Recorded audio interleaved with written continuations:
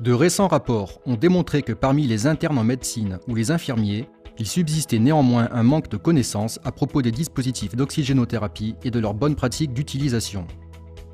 Il existe également de fausses croyances, dont les conséquences peuvent entraîner une inadéquation des soins pratiqués sur les patients. Cette vidéo aborde les principaux types de dispositifs couramment utilisés pour délivrer de l'oxygène, pour permettre aux cliniciens de se conformer aux recommandations parues dans le monde, notamment celles de la British Thoracic Society et de l'American Association for Respiratory Care.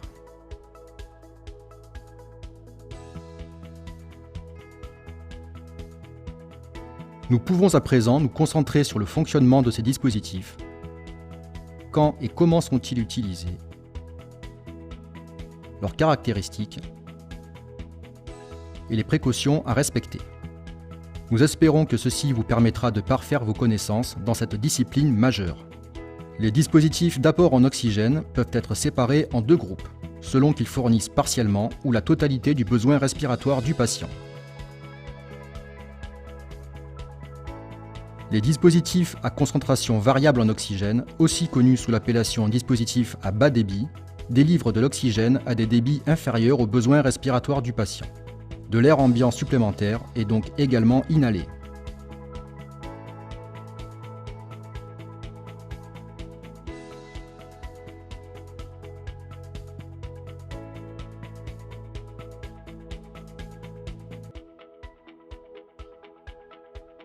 Les dispositifs à concentration fixe en oxygène, aussi connus sous l'appellation dispositifs à haut débit, délivrent des débits couvrant le besoin respiratoire du patient.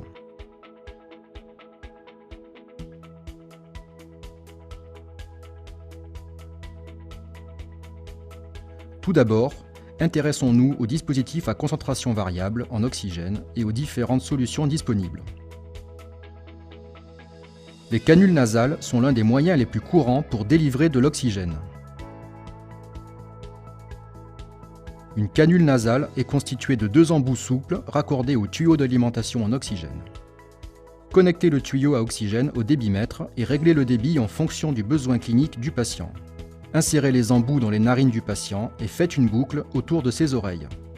Serrez à l'aide de la bague coulissante pour ajuster la tenue. L'oxygène s'écoule depuis la canule jusqu'au nasopharynx, ce dernier agissant comme un réservoir anatomique.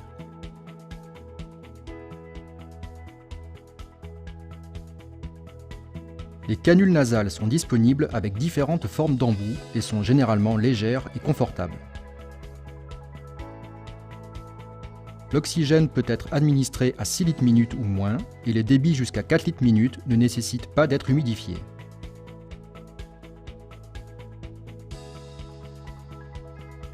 Chez l'enfant, les canules nasales peuvent être utilisées à de très faibles débits et les personnes respirant par la bouche peuvent également bénéficier de ces dispositifs.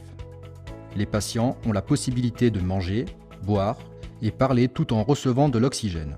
Toutefois, l'utilisation d'une canule nasale nécessite que les voies aériennes supérieures soient libres de toute obstruction. Les canules nasales sont contre-indiquées en cas d'obstruction nasale, par exemple des polypes. Comme évoqué précédemment, la concentration en oxygène inhalé par le patient est variable. Toutefois, des débits d'oxygène entre 1 et 6 litres minute peuvent délivrer jusqu'à 44% d'O2 chez la plupart des patients adultes. Il existe différentes tailles pour adultes, enfants et nouveau-nés, ainsi que différentes formes d'embouts pour s'adapter à toutes les circonstances. Les embouts droits sont la forme classique et sont les plus fréquemment utilisés à l'hôpital. Les embouts courbes sont conçus pour diriger le débit d'oxygène vers le fond de la cavité plutôt que vers les sinus frontaux. Les embouts évasés ont des extrémités de plus grand diamètre, ayant pour effet de ralentir le gaz à l'entrée des narines afin d'accroître le confort du patient.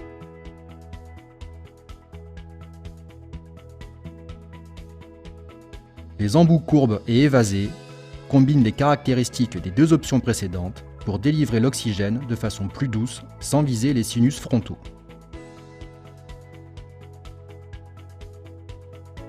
Pour accroître le confort lors de thérapies de longue durée, les canules nasales peuvent également être fournies avec des protections d'oreilles, prévenant ainsi la formation d'escarres sur et autour des oreilles.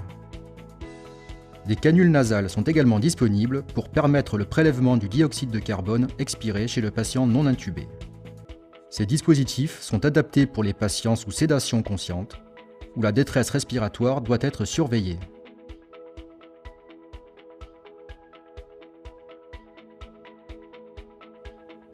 La canule nasale Sentry est placée sur le patient de la même manière qu'une canule nasale classique. Une ligne de monitorage est alors reliée et connectée au capnographe. La canule nasale Sentry délivre de l'oxygène par l'un des embouts et prélève les gaz expirés par l'autre. Les valeurs de CO2 expirées sont comparables à celles obtenues avec un patient intubé. Intéressons-nous maintenant au masque à oxygène moyenne concentration, offrant une autre solution pour l'administration d'oxygène à bas débit. Ces masques peuvent être utilisés pour atteindre des concentrations supérieures à celles obtenues avec des canules nasales, ou bien quand l'inhalation par le nez est impossible. Ces masques sont disponibles en taille adulte et pédiatrique. Les flèches indiquent la manière dont les gaz sont inhalés puis expirés par le patient. Les flèches rouges représentent l'oxygène pénétrant dans le masque. Les flèches oranges représentent l'air ambiant entraîné au travers des évents du masque à chaque inspiration du patient. Et les flèches bleues représentent la phase expiratoire. La concentration d'oxygène inhalée par le patient est variable. Cependant, à titre indicatif, un débit de 5 à 8 litres minute délivrera des concentrations d'oxygène comprises entre 35 et 50% chez la plupart des patients adultes. L'une des extrémités du tuyau à oxygène est connectée à l'embout du masque et l'autre au débitmètre à oxygène. Le débitmètre doit être réglé selon la prescription médicale. Le masque est alors placé sur la bouche et le nez du patient, puis l'élastique doit être serré pour assurer un maintien confortable et sécure. Traditionnellement, l'élastique est placé sur les oreilles. Toutefois, la nouvelle génération de masques à oxygène intersurgical Ecolight permet un positionnement sous les oreilles pour prévenir la formation d'escarres. Il est important de veiller à la bonne étanchéité du masque pour prévenir tout contact d'oxygène avec les yeux.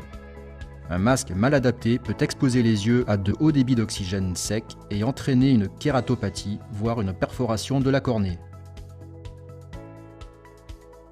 Lors de l'utilisation de ces masques, assurez-vous que le débit soit d'au moins 5 litres minute pour évacuer le dioxyde de carbone et prévenir la réinhalation.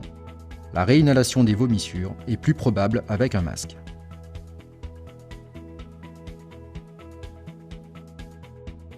Des masques moyenne concentration, tels que le masque intersurgical Sentry, sont également disponibles pour mesurer le CO2 expiré. Ces dispositifs sont adaptés pour les patients sous sédation consciente, où la détresse respiratoire doit être surveillée. Une ligne de monitorage est alors reliée au masque au moyen d'un raccord Luer-Lock, puis connectée au capnographe.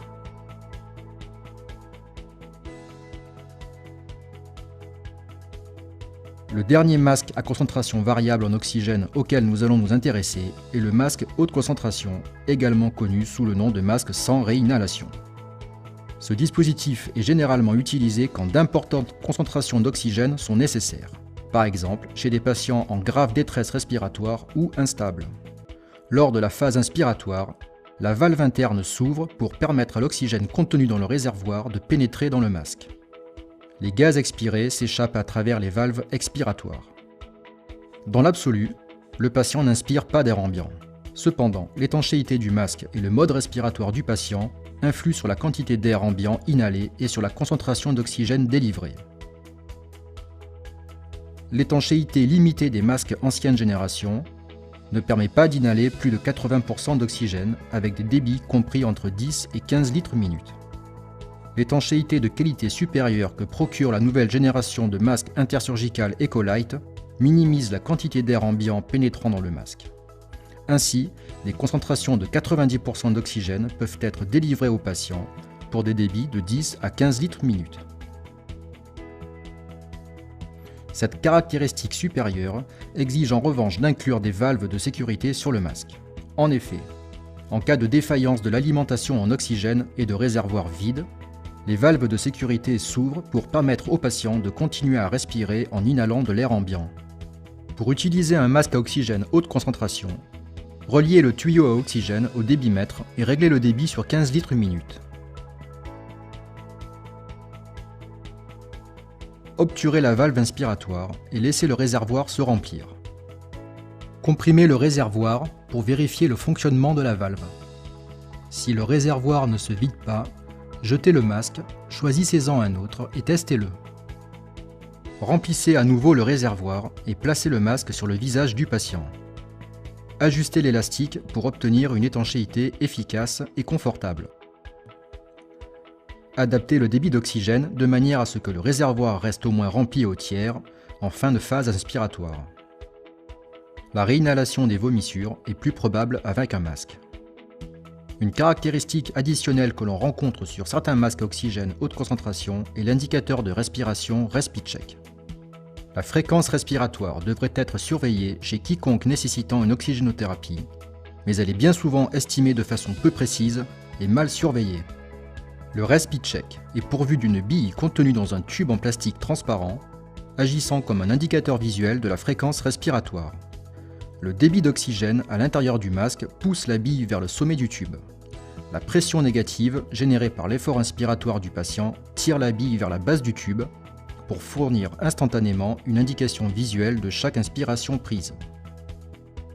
Voyons maintenant les dispositifs à concentration fixe en oxygène, également appelés dispositifs haut débit. Ceux-ci fournissent un débit de gaz suffisant pour couvrir la totalité du besoin respiratoire minute du patient. Tout d'abord, pourquoi utiliser un dispositif à concentration fixe en oxygène? Ces dispositifs peuvent être plus appropriés pour des patients atteints d'un syndrome chronique respiratoire, avec rétention du CO2, chez qui la respiration est dépendante du réflexe hypoxique. Il s'agit d'une pathologie sévère car le stimulus habituel de la respiration, c'est-à-dire le maintien d'un taux normal de CO2, est perdu à cause de niveaux de CO2 chroniquement élevés. La respiration est alors dirigée par l'hypoxie. Si de fortes concentrations en oxygène sont administrées à ces patients et que leur PaO2 augmente, le réflexe respiratoire hypoxique peut être perdu. Une hypoventilation peut survenir, entraînant une augmentation du taux de CO2, pouvant conduire au coma, voire au décès. Un dispositif haut débit grâce auquel la concentration d'oxygène peut être précisément contrôlée et suivie par la mesure des gaz sanguins est plus approprié pour ces patients. La concentration inhalée en oxygène est déterminée par le calibre de la valve et non par la fréquence et la profondeur respiratoire du patient. Voilà la raison pour laquelle les dispositifs Venturi délivrent de façon précise des concentrations prédéterminées d'oxygène à des débits suffisamment élevés pour couvrir la phase inspiratoire chez la plupart des patients adultes. Grâce à l'effet Venturi, l'air ambiant est entraîné à l'intérieur du dispositif où un mélange précis s'effectue avec l'oxygène pour délivrer au patient un débit de gaz total. Les masques sont disponibles avec différentes valves Venturi, interchangeables et à code couleur, selon la concentration d'oxygène souhaitée, par exemple 35%.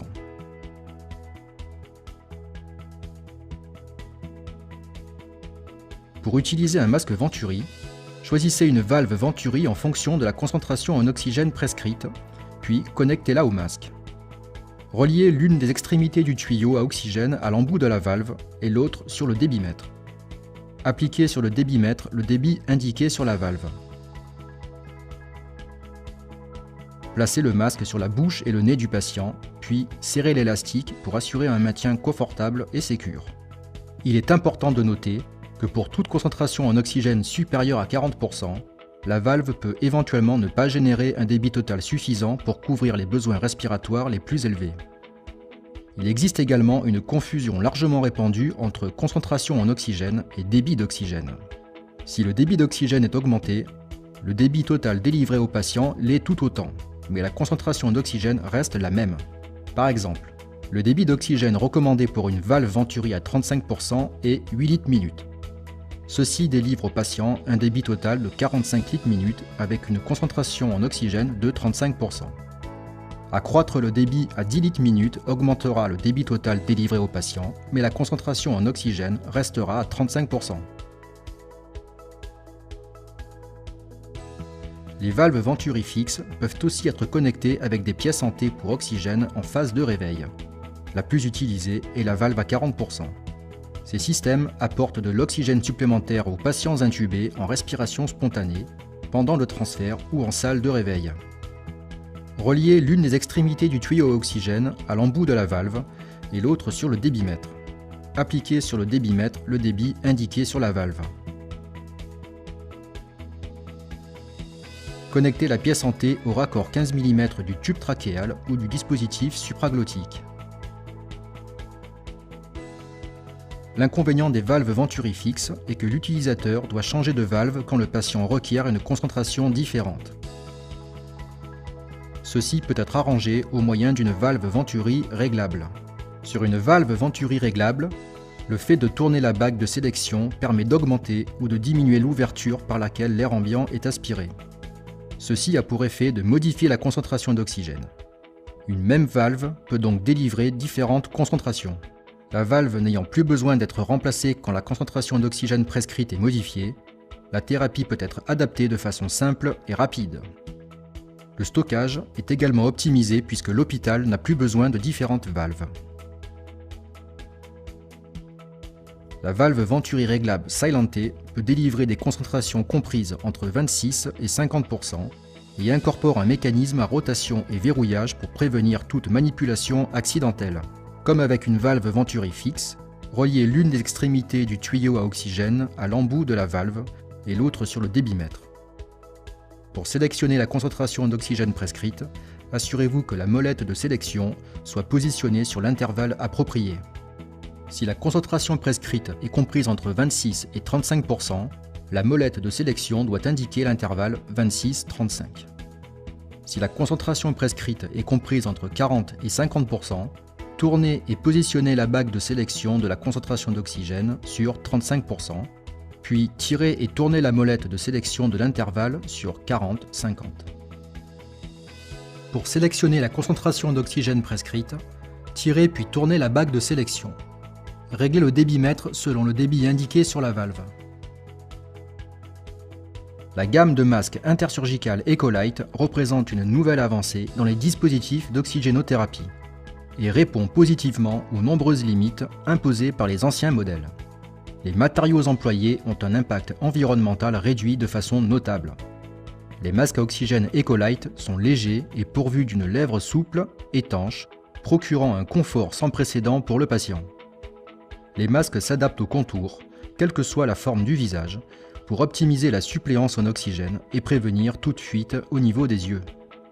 Les masques à oxygène Ecolite ont également été conçus dans le but de prévenir la formation d'escarres, car ils réduisent le risque de traumatisme dû aux compressions.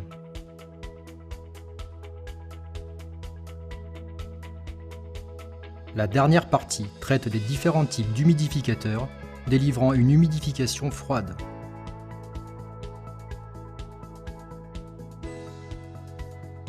Dans leur ouvrage Pratique clinique en soins respiratoires, Fink et Hunt décrivent les deux dispositifs les plus couramment utilisés dans cette catégorie.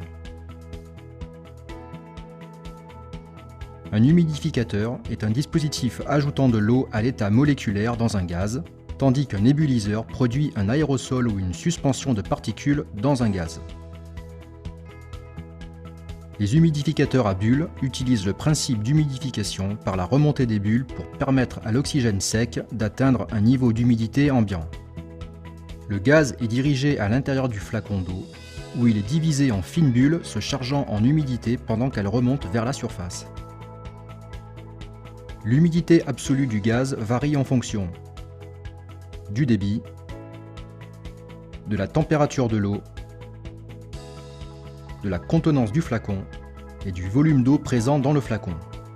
Les humidificateurs à bulles sont pour la plupart utilisés avec des dispositifs à bas débit tels que des canules nasales ou des masques à oxygène moyenne concentration. Certains modèles sont pourvus d'une valve de surpression conçue pour prévenir une pression excessive dans le flacon, si le tuyau à oxygène venait à être obstrué. Le fonctionnement de cette valve émet notamment une indication sonore pouvant attirer l'attention du personnel soignant. La tête de l'humidificateur à bulles peut également disposer d'un pas de vis universel permettant l'utilisation d'un flacon à remplissage manuel ou bien de flacons pré-remplis d'eau stérile. Le débitmètre doit être connecté à une source d'oxygène appropriée. Versez de l'eau stérile dans le flacon et vissez-le à la tête de l'humidificateur. Ou bien utilisez un flacon pré-rempli d'eau stérile. Connectez ensuite l'humidificateur au débitmètre. Pour tester la valve de surpression, réglez le débitmètre sur 4 litres minute et obturez la sortie. Vérifiez que la valve s'active en moins de 5 secondes. Ajustez le débitmètre selon le débit d'oxygène prescrit. Reliez le tuyau à oxygène à l'humidificateur à bulles et au dispositif d'inhalation, puis placez ce dernier sur le patient.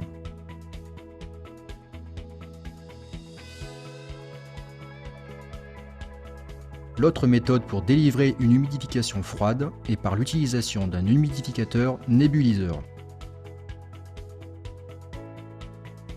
Les humidificateurs nébuliseurs utilisent le principe Venturi pour créer une zone de dépression à l'extrémité d'un tuyau. L'autre extrémité du tuyau s'étend jusqu'à la base d'un flacon contenant de l'eau stérile. L'eau est aspirée par le tube et changée en un aérosol de fines gouttelettes au contact du débit d'oxygène. Cette même zone de dépression entraîne également de l'air ambiant, pour diluer l'oxygène à la concentration souhaitée. Le mélange air-oxygène, désormais humidifié, arrive ensuite au patient. Les humidificateurs nébuliseurs peuvent délivrer entre 24 et 50 mg d'eau par litre de gaz, selon les réglages du débit. Les humidificateurs nébuliseurs sont principalement utilisés avec des masques aérosols ou de trachéotomie. Il est primordial que ces dispositifs fonctionnent de la façon la plus silencieuse possible pour ne pas troubler le confort du patient. Ils doivent également être conformes aux normes internationales pour assurer la délivrance de concentrations précises en oxygène. Certains dispositifs, comme l'Aquamist, sont équipés d'un système de sécurité pour prévenir toute modification accidentelle de la concentration d'oxygène. Comme les humidificateurs à bulles, la tête de l'humidificateur nébuliseur Aquamist est pourvue d'un pas de vis universel permettant l'utilisation d'un flacon à remplissage manuel ou bien de flacons pré-remplis.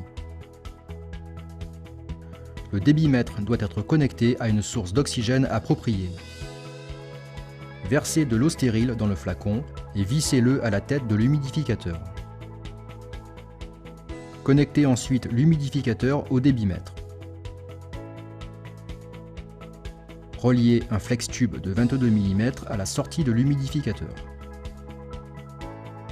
Il est important de positionner le tuyau en contrebas du patient et de drainer régulièrement la condensation afin d'éviter qu'elle ne pénètre dans le masque et n'obstrue le flex tube. Reliez le tuyau au masque aérosol et positionnez la bague de sélection sur la concentration prescrite. Réglez le débitmètre pour délivrer le débit total requis par le patient. L'Aquamist d'intersurgical rend cette manipulation aisée en indiquant le débit approprié au-dessus de chaque concentration d'oxygène. Placez le dispositif d'inhalation sur le patient. Le masque aérosol doit être positionné sur la bouche et le nez du patient et l'élastique doit être ajusté pour procurer une étanchéité efficace et confortable. En cas d'utilisation d'un masque de trachéotomie, positionnez-le par-dessus le site de trachéotomie et ajustez l'élastique autour du cou du patient. Il n'existe aucune norme internationale pour la connectique des débitmètres. Cette dernière peut donc varier selon les pays ou le fabricant. L'Aquaflow et l'Aquamist sont pourvus d'une connexion à l'oxygène de type DISS, l'une des plus courantes. Des adaptateurs sont disponibles pour permettre une connexion sur d'autres types de débitmètres, par exemple en M12. Ces dispositifs ne doivent pas être utilisés en circuit respiratoire car leur orifice d'aspiration d'air ambiant pourrait générer une fuite dans le système. Ces dispositifs doivent être utilisés seulement avec de l'eau stérile, qu'il est recommandé de changer quotidiennement. Tout liquide résiduel doit être drainé hors du flacon et mis au rebut avant de remplir à nouveau. En résumé, cette vidéo a abordé des dispositifs d'oxygénothérapie divers et variés, notamment les dispositifs à concentration variable en oxygène, les dispositifs à concentration fixe en oxygène, et les dispositifs pour humidification. Nous espérons que cette vidéo vous aura permis d'approfondir vos connaissances dans cette discipline majeure.